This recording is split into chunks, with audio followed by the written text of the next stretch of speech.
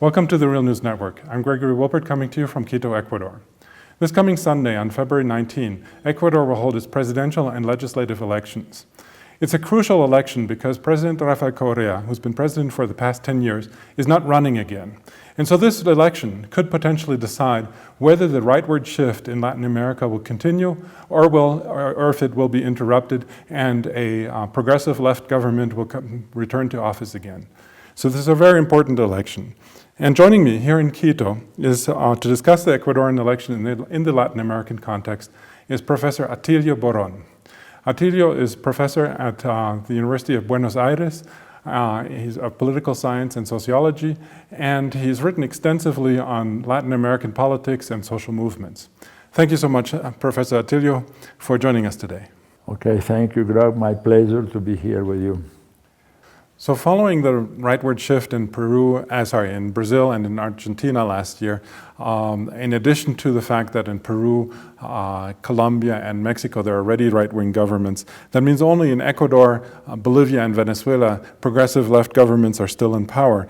And in an article recently you wrote that was published in the Rebellion website, you wrote that this Ecuadorian election is Latin America's Stalingrad.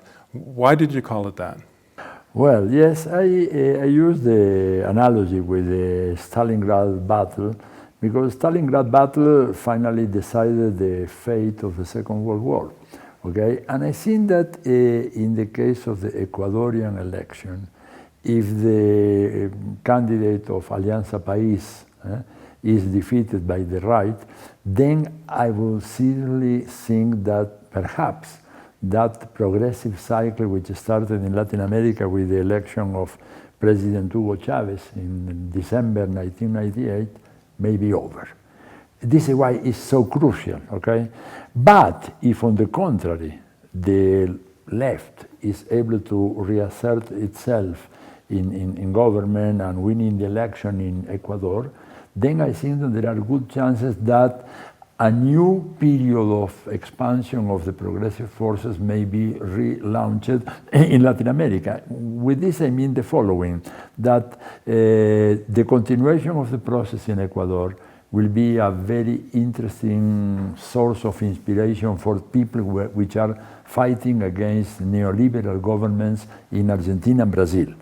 If they see that Ecuador falls, okay, if the Ecuadorian left is defeated, then the discouragement will be very, very great. On the contrary, if they see Lenin Moreno winning the election, they will see in the horizon there is some light and that we may have a chance to recover again and regain the impulse that was lost in the last year. This is why it's so crucial for us. Also, if I may add this, Greg, is because the election in Ecuador has an international relevance. Maybe later we could talk about that. Not only important in terms of Latin American politics, which of course it is, but also for the general international system. What would it mean then for Ecuador, should one of the right-wing candidates win, in your opinion, if Guillermo Lasso or Cynthia Vitieri will win the election here in Ecuador? Well, if some of these candidates wins, which I may add is very, very unlikely, but of course in politics you never can say this will not happen. What I expect is a sort of social catastrophe like the one we are experiencing now in Argentina. Everybody knows, you know, even the investment banks in Wall Street have been issuing some reports in which they show a great deal of concern regarding the economic future of Argentina. They are saying that things are not going well. In fact, the decline in the standard of living of the largest section of the population, which I mean large section is not just the lower popular sector, but you are talking about even the middle class, and the solidly established middle class, which in this moment is really under threat because an irrational economic policy in which the only ones which are benefited are just the super rich in the country. And this is an experience we never had, not even under the military rule. Not even under the military rule we have experienced something as brutal as what we are experiencing under Mr. Macri. And my fear is that if the right wins here, if Mr. Lasso or Mrs. Viteri wins in Ecuador, there is no doubt that they will launch a similar program like the one is carrying out in Argentina. One of the issues that's recently become a hot campaign topic here is that the right-wing candidates are accusing the government of corruption. And actually, one of them is also accusing the vice presidential candidate, Jorge Glass, of having known about corruption in the state oil company. What effect do you think this will have on the campaign, especially in light of all of the corruption accusations that have been going on recently in Latin America, especially because of the whole Odebrecht scandal that broke out in Brazil and is now affecting practically all of Latin America? Look, I don't think it's going to have a great impact, okay, for many reasons. First, there are serious doubts about how realistic and how well-grounded is such an accusation. Of course, in any government, in absolutely any government, you will always find an official which is corrupt or a politician which is corrupt. I don't know any political system in the world in which you are free from having this kind of problem, okay? Even in the Vatican,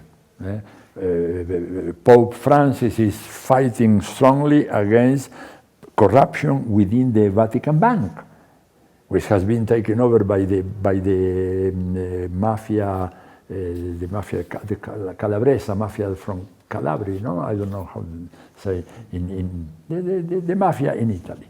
In other words, so maybe in the case of Ecuador, there were some officials which really incurred in acts of corruption. But what I have seen here is that the government reacted very, very promptly.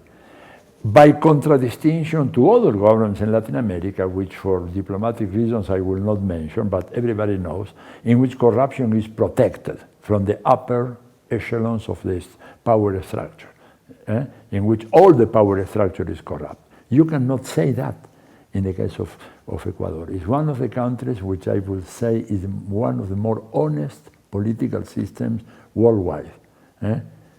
I cannot say the same for many other countries in Latin America, but I can really make this remark regarding Ecuador. You don't see in Ecuador the spectacle that you see in many countries. For instance, take the case of Mexico, in which local authorities became super millionaires in 6 years. You don't see this in Ecuador. Not even the right was able to identify one politician say, this guy was poor when he took over I don't know, as mayor of a small city or a large city, and 6 years later he's a millionaire. It is impossible. So it is quite honest, the political system in Ecuador. Of course, always there is somebody who may try to take advantage and get involved in acts of corruption, but as a whole, the system is sound. Secondly, for people in Latin America, they know for centuries that politicians are corrupt. It's not a novelty.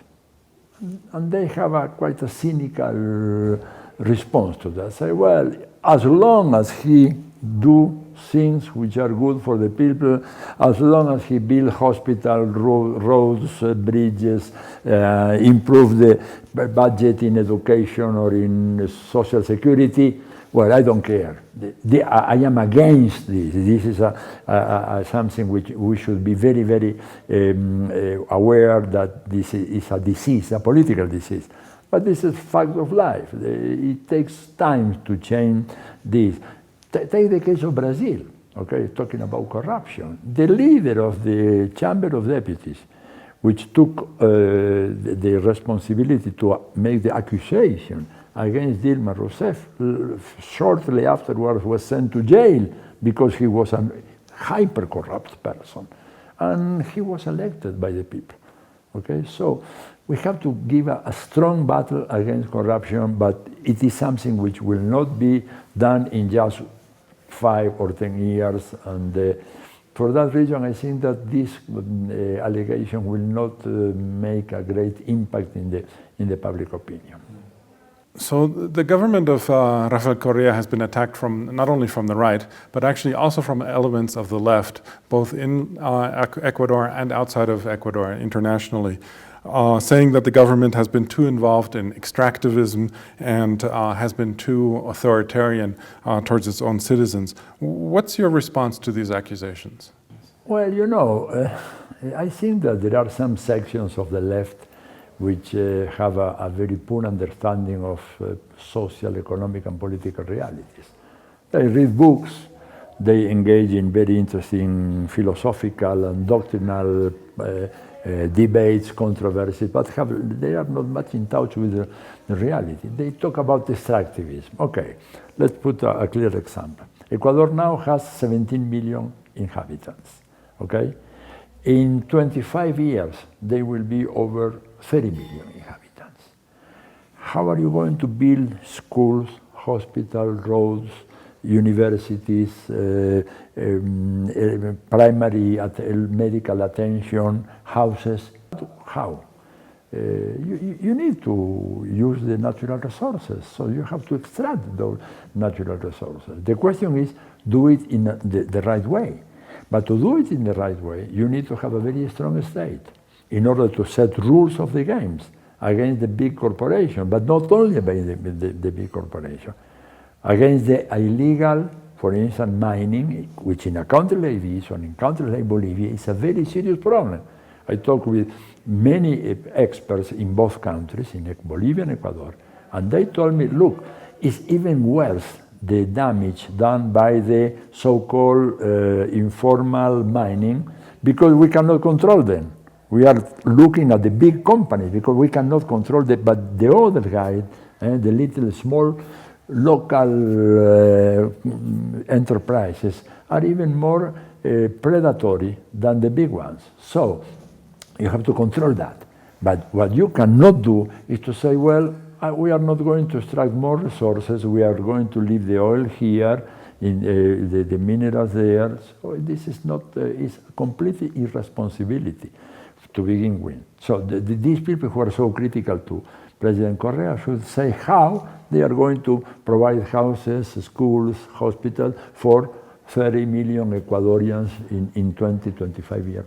If not, it's not a serious argument.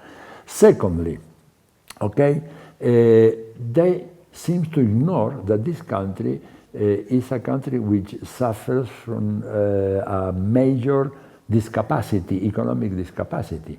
This country has not local currency. The local currency in Ecuador is dollar. So any government in this country cannot resort to a fundamental macroeconomic instrument, which is monetary policy. The monetary policy of Ecuador is determined by the Federal Reserve in the United States. So if the Federal Reserve appreciates dollar, this is bad for Ecuador, creates problems of lack of competitiveness. So this is something which is not even considered by those critics of President Correa. Of course, I am not saying that the government of Correa is beyond any kind of criticism. I have many criticisms, okay, which may go into those later. But of course, you have to make a balance, try to weigh the pluses and the minuses. And in my consideration, the pluses are much more significant than the minuses. In other words, the general balance of this government is, in my view, positive. Not only in terms of macroeconomic policy, which is important, but also international insertion of Ecuador, the very important decision taken regarding the World Bank CIADI, this Special Committee for Settlement of Controversies between corporations and the states. So I think that much of this left-wing criticism responds to what Vice President Garcia Linera have labeled as izquierda de cafetín, which means something like the coffee house left, okay, in which you can talk, of course, because there is no any empirical consequence of your discourse. But when you are in the government, you have to be much more serious. And the problem with sections of the left in Latin America is the complete lack of seriousness to analyze real possibilities. For instance, take the case in Brazil or in Argentina, in which in critical elections, like Argentina in November 2015, or in Brazil in 2014, in which sections of the left said, well, Scioli and Mr. Macri are the same, or in the case of Brazil, Dilma and Aécio Neves are the same. They are not the same. But of course, at the level of the doctrinal level, they say both those candidates are bourgeois politicians. Of course they are bourgeois politicians, but there is one difference between, let's say, Franklin Delano Roosevelt and Hitler. In both cases, you have bourgeois politicians. One send you to the chamber of gas, okay? And the other, well, let you do what you want, relatively. Regarding the authoritarianism in Ecuador, look, the majority of the press is against, the majority of the TV stations are really campaigning, even in a vicious way, against the government. And the government let them do what they want. So what kind of authoritarianism is this? It's a very peculiar one. I really don't buy those arguments, but at all. So next we will look at Argentina for part 2. So join us for the next part. And thank you so much, Professor Atilio Boron, for having joined us for this first part. No, please, my pleasure.